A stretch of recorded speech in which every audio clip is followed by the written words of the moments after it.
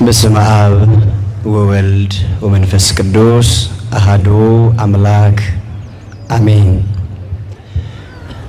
ይትባረክ እግዚአብሔር አምላከ አበዊነ ቅዱሳን ለዛብፃነ እስከዛቲ ሰዓት እስከዚህ ሰዓት ያደረሰን እስከዚህ ሰዓት የጠበቀን በነገሮች ሁሉ ከኛ ያልተለየ የቀደምት አባቶቻችን የነቢያት የቅዱሳን የሐዋርያት አምላካቸው የኛም አምላክ በባህሪው ሞት በስልጣኑም ሽረት ለዘመኑም ህልፈት የማይገኝለት አምላካችን አባታችን ልዑለ ባህሪ ቅዱስ እግዚአብሔር እንድናመሰግነው ይህን ጊዜ ወዶ ፈቅዶ በቸርነቱ ስለሰጠን ዛሬም ዘወትር ለዘላለም ስሙ የከበረና የተመሰገነ ይሁንልን።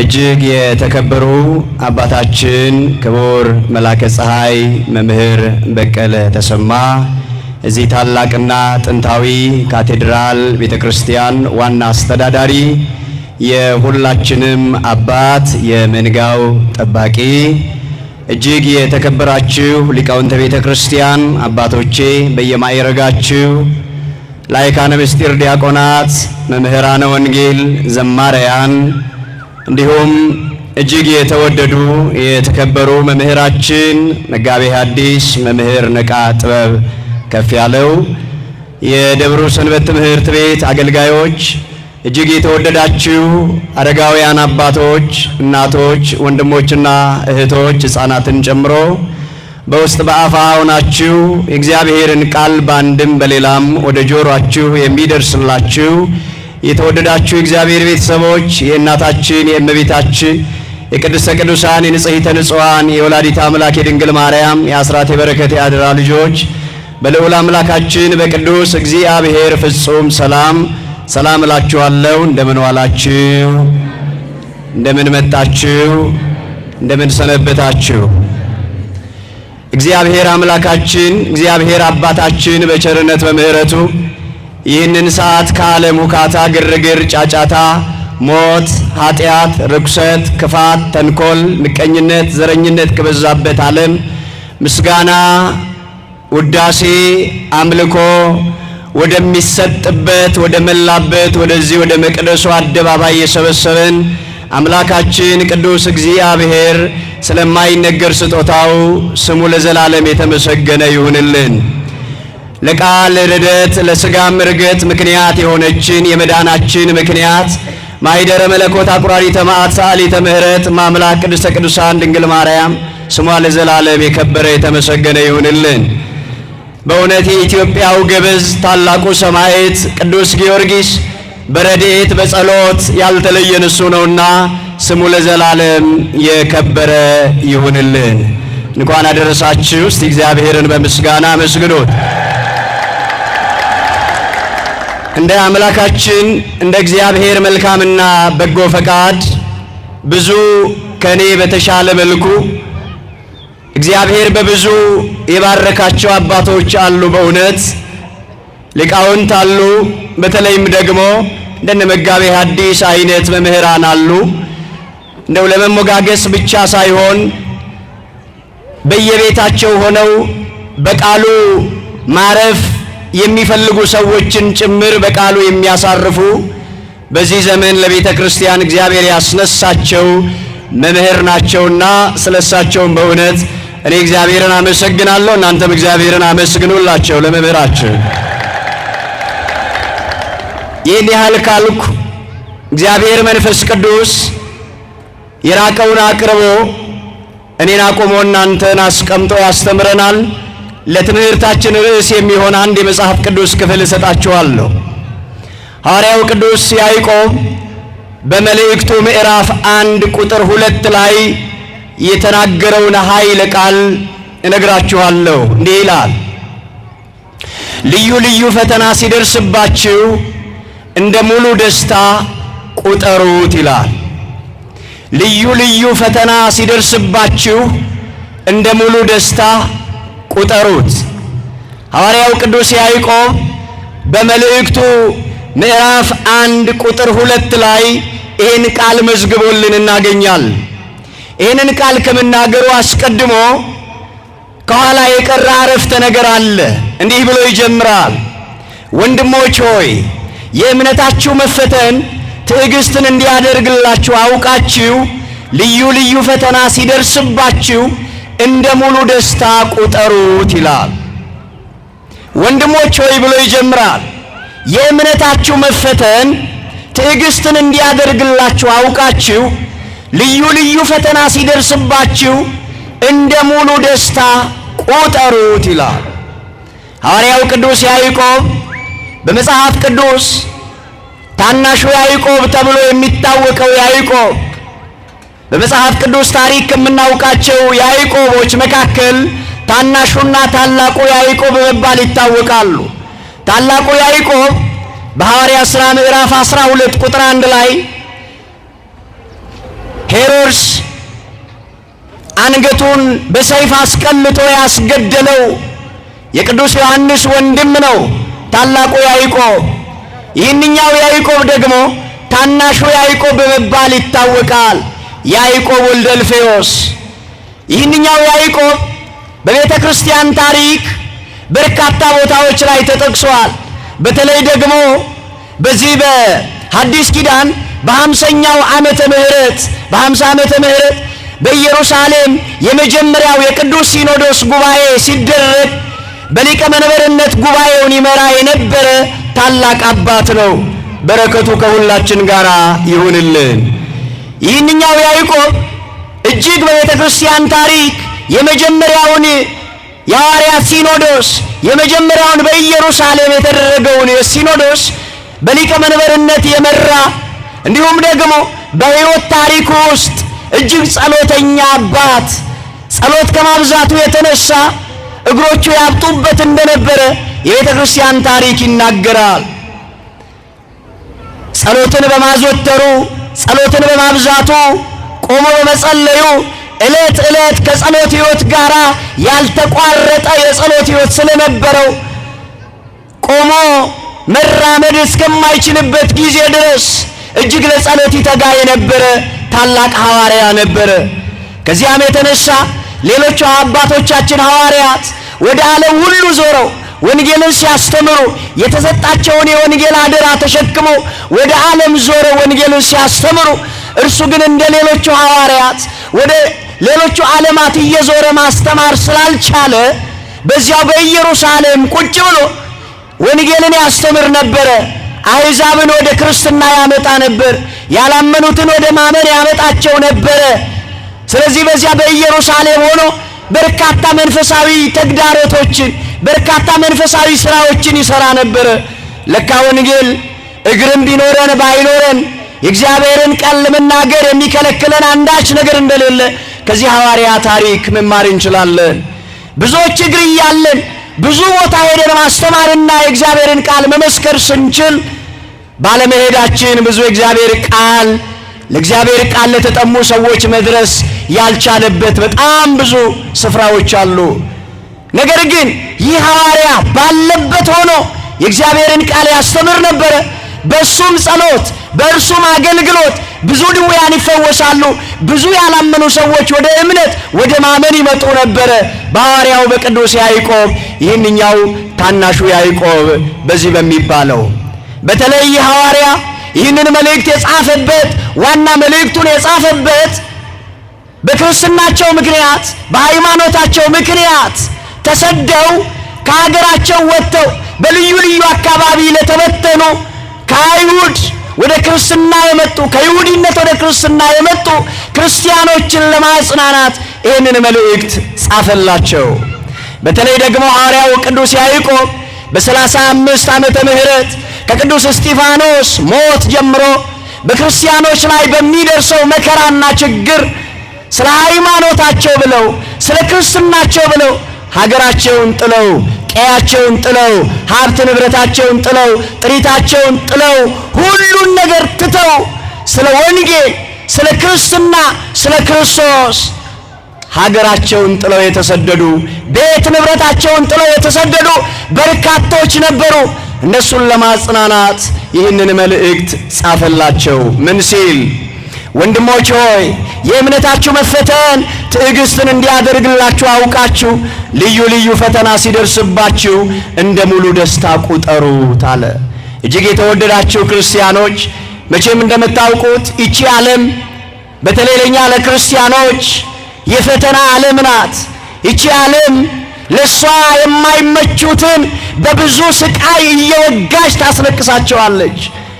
ለሷ የማይመቹትን በሷ መንገድ ያልሄዱትን በሷ አቅጣጫ ያልተጓዙትን እሷ የምትፈልገውን እያቀረበች የሚጠቀመው ይጠቀማል፣ የማይጠቀመው ደግሞ መከራና ሰይፍ ስቃይና ፈተና ታበዛበታለች። ለስም አጠራሩ ክብር ምስጋና ይግባውና የኛ ጌታ መድኃኔ ዓለም ኢየሱስ ክርስቶስ በዚህ በማቴዎስ ወንጌል፣ በማርቆስ ወንጌል፣ በዮሐንስ ወንጌል በእነዚህ ወንጌላት ሁሉ በክርስትናችን ምክንያት በሃይማኖታችን ምክንያት ስለሚደርስብን ፈተና አስቀድሞ ነግሮን ነበር። በተለይ በዮሐንስ ወንጌል 16:33 ላይ እንዲህ ብሏል ጌታችን፣ በእኔ ሳላችሁ ሰላም እንዲሆንላችሁ ይህንን ተናግሬአለሁ፣ በዓለም ሳላችሁ መከራ አለባችሁ አለ። በዓለም ሳላችሁ ምን አለባችሁ? መከራ አለባችሁ። በዓለም ሳላችሁ መከራ አለባችሁ፣ አይዟችሁ አለ። የማጽናኛውን ቃል ሲሰጠን አይዟችሁ፣ ነገር ግን አለ እኔ ዓለምን አሸንፌዋለሁ አለ። ዓለምን አሸንፌዋለሁ። አሁን ይቺ የተሸነፈች ዓለም በክርስቶስ ሞት በክርስቶስ የመስቀል ላይ ሥራ የተሸነፈች ዓለም ነገር ግን ለሷ የሚሰሩትን ዛሬም እያሸነፈች ትገኛለች። ለሷ የሚታዘዙትን ዛሬም ድል እያደረገች ትገኛለች። ነገር ግን ክርስቶስ ምን አለ? እኔ ዓለምን አሸንፌዋለሁ አለ። በዓለም ሳላችሁ መከራ አለባችኋል። እንደምታውቁት በዚህ ዓለም በተለይ በክርስትና ሕይወት ብዙ መከራ አለ። ኑሯችን መከራ ነው። ሕይወታችን መከራ ነው። መውጣት መግባታችን መከራ ነው። ሕይወታችን በመከራ የተሞላ ነው። ከዚያም አልፎና ተርፎ ደግሞ እኛ እንዳለመታደል ሆኖ የምስጋናን ርዕስ ከአንደበታችን ዓለምም ሰይጣንም ተባብረው ወስደውታል። አመስጋኞች አይደለንም አብዛኞቻችን። በሚደርስብን መከራ እግዚአብሔር ላይ የምንናገር፣ በሚደርስብን መከራ የምናጉረመርም እንጂ እግዚአብሔርን የምናመሰግን አይደለንም። ይታወቃል። ስንቶቻችን አመስጋኞች ነን? የሚደርስብንን የደረሰብንን ነገር ሁሉ ወደ መልካም ነገር በመለወጥ ስለሚሆነው ነገር እግዚአብሔርን የምናመሰግን ስንቶቻችንን? የተወደዳችሁ ክርስቲያኖች በተለይ በሃይማኖታችን ምክንያት በክርስትናችን ምክንያት ስለሚደርስብን ነገር ስንቶቻችን እግዚአብሔርን እናመሰግናለን? ስንቶቻችን አመስጋኞች ነን? እየተራብን ስንቶቻችን እናመሰግናለን? እየተሰደድን ስንቶቻችን እናመሰግናለን? እየተገፋን ስንቶቻችን እናመሰግናለን? በመከራ በፈተና ውስጥ ሆነ ስንቶቻችን እናመሰግናለን? አሁን ዋናው ጥያቄ እዚህ ጋር በተለይ ሐዋርያው የነገረን የእምነታችሁ መፈተን ትዕግስትን እንዲያደርግላችሁ አውቃችሁ ልዩ ልዩ ፈተና ሲደርስባችሁ እንደ ሙሉ ደስታ ቁጠሩት ይላል።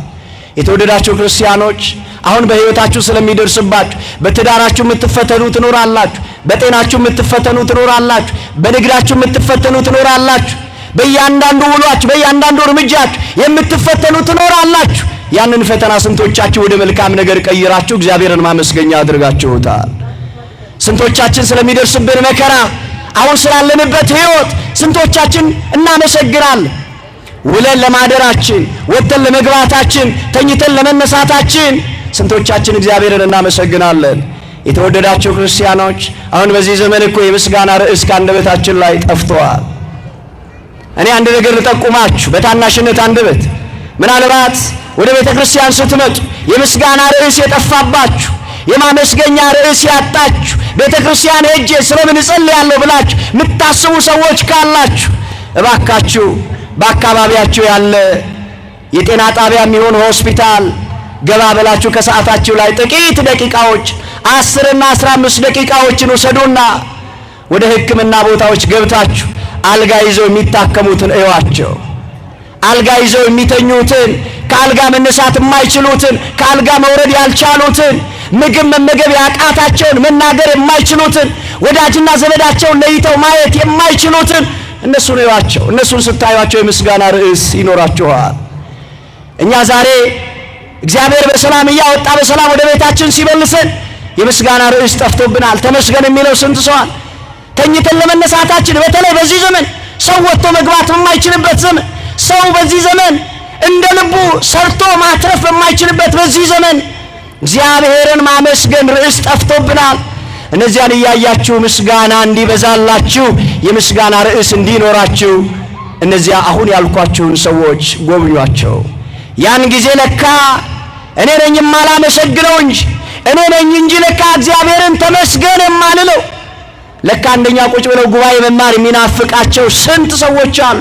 በአልጋ ቁራኛ በደዌ ዳኛ ተይዘው በቤታቸው የሚማቅቁ፣ ቤተ ክርስቲያን ከመጡ ዘመናት ያለፈባቸው፣ የቅዳሴው ድምፅ የሚናፍቃቸው፣ ጠበሉ የሚናፍቃቸው፣ የዕጣኑ መዓዛ የሚናፍቃቸው ስንት ወገኖቻችን አሉ። እነሱን ስናይ የምስጋና ርዕስ ይኖረናል የተወደዳቸው ክርስቲያኖች። ስለዚህ በዓለም ሳላችሁ መከራ አለባችሁ አለ የኛ ጌታ። አይዟችሁ ነገር ግን ዓለምን አሸንፌዋለሁ አለ። ሐዋርያው ይህንን ቃል ሲነግረን ምንድነው? በሃይማኖታችሁ ምክንያት በሚደርስባችሁ ፈተና፣ ብዙ ፈተና ሊገጥማችሁ ይችላል። ነገር ግን ያ የሚገጥማችሁ ያ የሚደርስባችሁን ፈተና ወደ መልካም ቀይሩት፣ ወደ በጎ ነገር ቀይሩት። በሃይማኖታችሁ ምክንያት ዛሬ የምናስበው ዛሬ የምናከብረው ታላቁ ሰማዕት ቅዱስ ጊዮርጊስ አርአያችን ነው። በተለይ ሐዋርያው ቅዱስ ጳውሎስ በዕብራውያን መልእክቱ ምዕራፍ 11 ቁጥር 33 ጀምራችሁ ስትመለከቱ የሚዘረዝራችሁ ስለዚህች ሃይማኖት ስለ ክርስትናቸው ብለው ዋጋ የከፈሉ፣ ስለ ክርስትናቸው ብለው ስለ ሃይማኖታቸው ብለው ለአናብስት የተወረወሩ፣ በእሳት የተቃጠሉ፣ እናንተ እጅ እግራቸው ታስረው ወደ ወህኒ የተጣሉ፣ ነገር ግን በካታኩምብ ውስጥ የነበሩ የበግና የፍየል ሌጦ ለብሰው የዞሩ ብዙ ቅዱሳን አባቶቻችን በመጋዝ የተሰነጠቁ፣ ለአራዊት የተሰጡ፣ ቆዳቸው እየተገፈፈ ነፍሳቸው ሳትወጣ በቁማቸው ቆዳቸው የተገፈፉ ብዙ ክርስቲያኖች አሉ። በብረት ቀፎ የተወረወሩ። ይህንን ሁሉ ዋጋ የከፈሉት ስለ ሃይማኖታቸው ነው፣ ስለ ክርስትናቸው ነው፣ ስለ ሞተላቸው ጌታ ነው፣ ስለ ኢየሱስ ክርስቶስ ነው። ሞቶ ሕይወትን ስለሰጣቸው፣ ስለ ተቤዣቸው፣ ስለ ናዝሬቱ ኢየሱስ ክርስቶስ ሲሉ ነው ይህንን ሁሉ ዋጋ የከፈሉት። ታዲያ ሐዋርያው በሃይማኖታችሁ ምክንያት ስለ ሃይማኖታችሁ በሚደርስባችሁ መከራ አለ። ይሄ ሁሉ ፈተና ቢደርስባችሁ እንደ ሙሉ ደስታ ቁጠሩት። ስንቶቻችንን አሁን ያለንበት አሁን የደረሰብንን ነገር ወደ መልካም ነገር ቀይረን ተመስገን ማለት የቻለን? እንደምን አደርክ እንደምን አደርሽ ስንባል እንኳ እግዚአብሔር ይመስገን በማለት ፈንታ የኔን አዳርማ አዳር አይበለው አይደለም ምንለው? የኔን ውሎማ ውሎ አይበለው፣ ከኔ ኑሮስ ሞቶ በመቃብር ያለ ይሻላል ምንል አይደለን የምንበዛው አብዛኞቻችን። ረግድ የላችሁም ፀሐይን በገባውን ሰማይ ላይ የሚያወጣውን ይህንን አምላክ አሁን በሚሰጠን ይህንን ንጹሕ አየር በሚሰጠን ለሚሰጠን ለዚህ አምላክ ተመስገን ማለት ይገባል። ይህንን ንጹሕ አየር የማያገኙ እኮ ይህንን ንጹሕ አየር በገንዘባቸው መግዛት ቢችሉ ገዝተው የሚጠቀሙ እኮ ብዙ የውጭ ዓለማት አሉ። እኛ ይህንን ያማረ እጅግ የተዋበ የማይረብሽ ሕይወት የሆነውን ይህንን ንጹሕ አየር የሰጠን እኮ መድኃኔ ዓለም ኢየሱስ ክርስቶስ መመስገን ይገባዋል፣ መመስገን ይገባዋል። እርሱን ማመስገን በሚደርስብን መከራና ፈተና መከራችሁን ፈተናችሁን ወደ በጎ ነገር ቀይሩት። ምናልባት ስደት ሊኖር ይችላል፣ ማጣት ሊኖር ይችላል፣ ጉስቁልና ሊኖር ይችላል፣ መውደቅ መነሳት ሊኖር ይችላል። ግን ተመስገን ማለት ይገባል። በክርስትናችን ከሆነ ለበጎ ነገር ቀይረ ነው ወደ ሕይወታችን አምጥተን ልናለማምደው ይገባል። የተወደዳችሁ የእግዚአብሔር ቤተሰቦች፣ በተለይ አሁን ያልኳችሁ እነዚህ ክርስቲያኖች ከእስጢፋኖስ ሞት በኋላ በክርስቲያኖች ላይ በነበረው ስደት ክርስቲያኖች ወደ ሀገር ሁሉ ተበተኑ፣ ተሰደዱ። ሀብት ንብረታቸውን፣ ቀያቸውን፣ ንብረታቸውን፣ ሁሉ ነገራቸውን ጥለው ተሰደዱ። ገሚሶቻቸው የፀሐይን ብርሃን ሳያዩ በልበ ምድር ውስጥ በካታኩምብ ውስጥ ለዓመታት ኖሩ። ግማሾቻቸው ደግሞ እንዳልኳችሁ ለአራዊት ለሚባሉ አራዊት ተላልፈው ተሰጡ። ግን እንደዚያም ሆኖ ከሃይማኖታቸው ወደ ኋላ አልተመለሱ። ግን እንደዚያም ሆነ አምላካቸውን አልካዱ። ግን እንደዚያም መከራ እየበዛ ተመስገን ከማለት ወደ ኋላ አላሉ። ምን አይነት ጽኑዓን ክርስቲያኖች ናቸው የተወደዳቸው ክርስቲያኖች!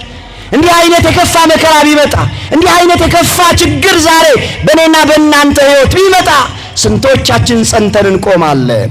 ስንቶቻችን በሃይማኖታችን ጸንተን እንገኛለን? ስንቶቻችን ከነማይተባችን ጸንተን እንገኛለን? ማይተብ የሚያስበጥስ ጉዳይ ቢገጥመን አብዛኞቻችን ጉዳዩ ሳይደርስ በመስማታችን እኮ ቀድመን ማይተባችን የምንበጥስ እኮ እንኖራለን። የቀደሙ ክርስቲያኖች አባቶቻችን እንዲህ አልነበሩ። በሃይማኖታቸው የጸኑ ነበሩ። በተለይ ደግሞ የተወደዳችሁ የእግዚአብሔር ቤተሰቦች፣ በተለይ ደግሞ በመጀመሪያዎቹ ምዕተ ዓመት ኔሮን ቄሳር ወደ ንግስና በመጣበት ዓመት በመጀመሪያው ምዕተ ዓመት አካባቢ በ68 ዓመተ ምህረት አካባቢ የነበረው በክርስቲያኖች ላይ ይደርስ የነበረው ግፍና መከራ እኔ በዚህ በተኮላተፈ አንደበቴ ልነግራችሁ የማልችላቸው በርካታ መከራዎች ነበሩ። ክርስቲያኖች ላይ ይደርስ የነበረው መከራ፣ ክርስቲያኖች ላይ ይደርስ የነበረው ጫና፣ ክርስቲያኖች ላይ ይደርስ የነበረው ፈተና አሁን እንደ ቀልድ እንደምንናገረው አይደለም። እናንተኛ በነጻነት እንድንኖር ክርስቶስ ነጻ አውጥቶናል። እኛ በነጻነት ሃይማኖታችንን እንሰብካለን። በቀደሙ ዘመን እኮ ክርስቲያን ሆኖ መገኘት፣ በክርስቶስ ኢየሱስ አምኖ መገኘት ራሱ ወንጀል ነበረ። ወንጀል እንደ ወንጀል ይቆጠር ነበር። እንደ ወንጀለኛ ይያዙ ነበር። ክርስቲያኖች በተገኙበት በክርስቶስ ኢየሱስ የሚያምኑ ከሆነ ክርስቲያኖች ነን ብለው በአደባባይ መናገር ከቻሉ እነርሱ ዕጣ ፈንታቸው ወይ ለአራዊት መሰጠት ነው፣ ወይ በሰይፍ መቆረጥ ነው፣ ወይ ወደ እሳት ውስጥ መጣል ነው፣ ወይ ወደ ወህኒ መወርወር ነበረ። ስለዚህ ኔሮን ቄሳር በተለይ በመጀመሪያዎቹ እሱ በነገሰበት በመጀመሪያዎቹ 10 ዓመታት ሕዝቡን በስነ ስርዓቱ ይመራ ነበረ። ሕዝቡን በስነ ስርዓቱ ያስተዳድር ነበረ። ነገር ግን ከ10 ዓመታት በኋላ ኔሮን ቄሳር ባህሪው እየተለወጠ መጣ። ባህሪው እየተለወጠ መጣ። ከዚያ በኋላ መከራ ማምጣት ጀመረ። የመከራው ርዕስ የሚገርማችሁ የቤተ ክርስቲያናችን ታሪክ እንደሚነግረን በተለይ በ64 ዓመተ ምህረት እንደውም የቤተ ክርስቲያን ታሪክ ምን ይላል? አእምሮ የተቃወሰበት ነው የሚለው።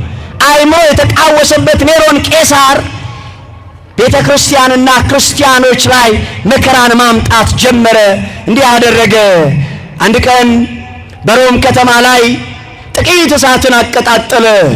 እሳቱ ከተቀጣጠለ በኋላ ለተከታታይ 7 ቀናት እሳቱ ሳይጠፋ የሮም ከተማን ግማሽ በግማሽ አቃጠለው፣ አወደመው። መሰረተ ልማቶቻቸው ሁሉ ወደሙ። የሚያማምሩ ህንፃዎቻቸው፣ ሌሎች መዝናኛ ቦታዎቻቸው ሁሉ በእሳት ጋዩ፣ በእሳት ተቃጠሉ። እዚያ በኋላ ከ7 ቀን በኋላ በብዙ ርብርብ ያ እሳት ጠፋ። ከዚያ እሳቱ ከጠፋ በኋላ ብዙ ህይወት፣ ብዙ ነፍሳት፣ ብዙ ሀብት ንብረት ከወደመ በኋላ ከ10 ቀን በኋላ እሳቱ ከጠፋ በኋላ ህዝቡ መነጋገር ጀመረ። ይህንን እሳት የለኮሰው ማን ነው? ማን ነው የእሳቱ ለኳሽ? መጀመሪያ ማን ነው ብለው መጠየቅ ጀመሩ። ከዚያ አንዳንድ ጭምጭምታ በከተማ ውስጥ መወራት ጀመረ። እሳቱን እኮ የለኮሰው ኔሮን ቄሳር ንጉሱ ራሱ ነው። ራሱ ንጉሱ እሳቱን ለኩሶታል። ነገር ግን እሳቱን ማን እንደለኮሰ አናውቅም፣ ግን እሱ እንደለኮሰ ነዋል። ንጉሱ ብዙ ሰዎች ነበሩት። ብዙ ስለሱ መልካም ነገር የሚያወሩ ሰዎች ነበሩ። በከተማ ውስጥ እንዲያወሩ አደረገ። ገንዘብ ከፈላቸው። እሳቱን ያቀጣጠሉት፣ እሳቱን ያያያዙት በከተማ ውስጥ የሚኖሩ ክርስቲያኖች ናቸው ብላችሁ አውሩ ተባለ። ምኖች ናቸው? ምኖች ናቸው? እኒህ ክርስቲያኖች ያለ ስማቸው ስም የሚሰጣቸው። በክርስትና ስትኖሩ እንዲህ ነው። ያለ ስማችሁ ስም ሊሰጣችሁ ይችላል። ባላደረጋችሁት አድርጋችኋል ልትባሉ ትችላላችሁ። ባልዋላችሁበት ውላችኋል ተብላችሁ ልትከሰሱ ፍርድ ቤት ልትቀርቡ ትችላላችሁ። በዳኛው ፊት ልትቀርቡ ትችላላችሁ። ነገር ግን የኛ ጌታ ምን አለ? ወደ ሸንጎ ይወስዷችኋል፣ ይጎትቷችኋል፣ ያስሯችኋል፣ ይገፏችኋል። ነገር ግን በሸንጎ ፊት በቀረባችሁ ጊዜ ምን እንናገራለን ብላችሁ አትጨነቁ አለ።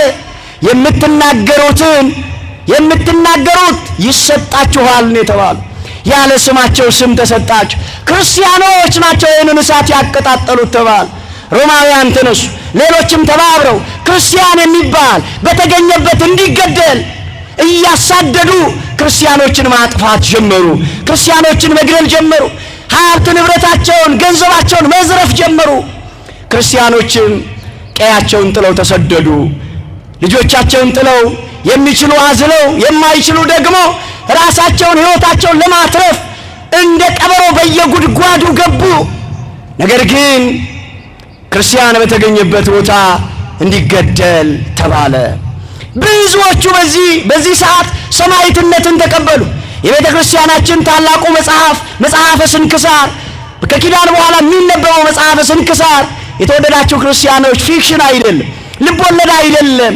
ቅዱሳን አባቶቻችን ሰማዕታቱ እንዴት ባለ ተጋድሎ እቺ ዛሬ የቆምንባትን እቺ ዛሬ ያመንባትን ክርስትና እንዴት ባለ መከራና ችግር እንዴት ባለ ለራሳቸው እየተራቡ እየተጠሙ አጽማቸው እየረገፈ አጥንታቸው እየተሰባበረ ደማቸው እየፈሰሰ እንዴት አድለው ክርስትናን ዛሬ